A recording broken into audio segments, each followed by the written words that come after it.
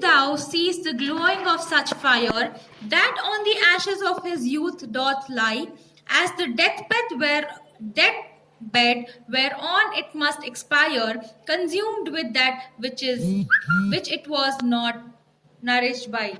Which it was nourished by. So here, poet is telling that there are remains of fire in him. What remains of fire? That is his love towards the youth.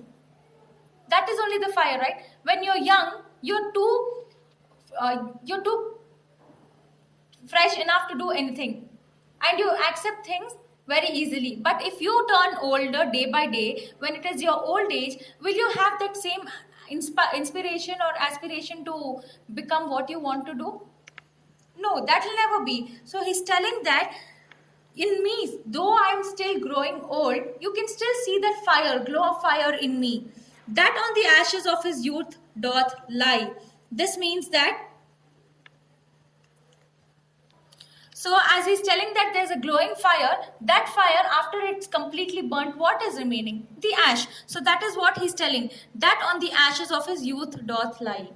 So ashes will be remaining on his youth, young age, because young age is past old age, fire is completely settled down, turned to ash. So this means youth is over. As the deathbed whereon it must expire. So he's telling that,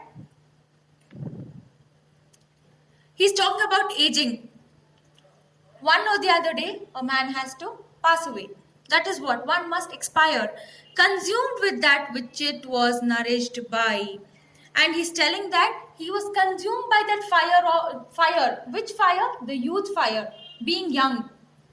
He was filled with that youth so much that one day this youth was the young character which he had was completely consumed. It was over, completely turned to ashes.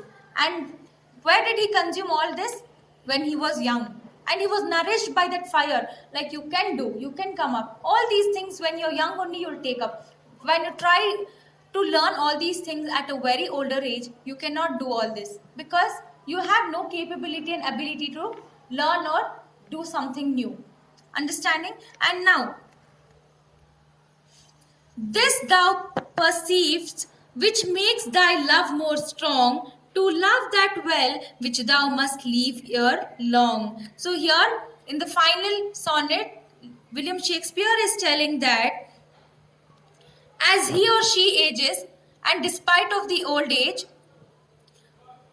the love grows stronger, because we get very much attached, we get emotionally attached. So he's telling that though we are turning old, it's not required for us to be young only to love. Even our aging will never make our love weak. We become stronger.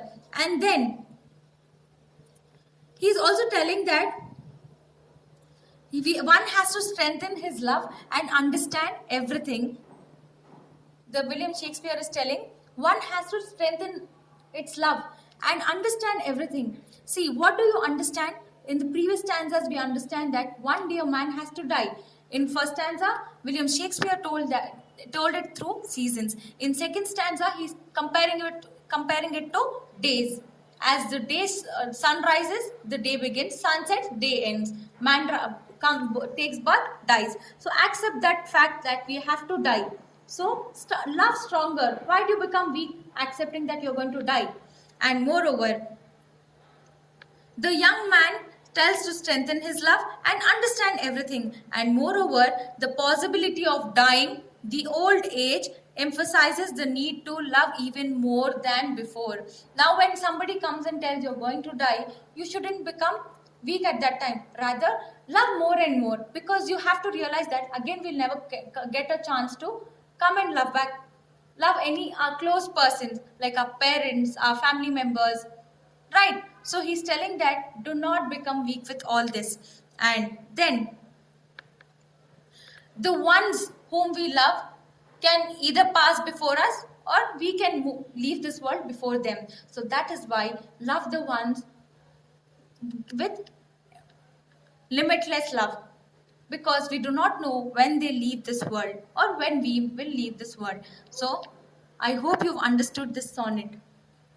Thank you.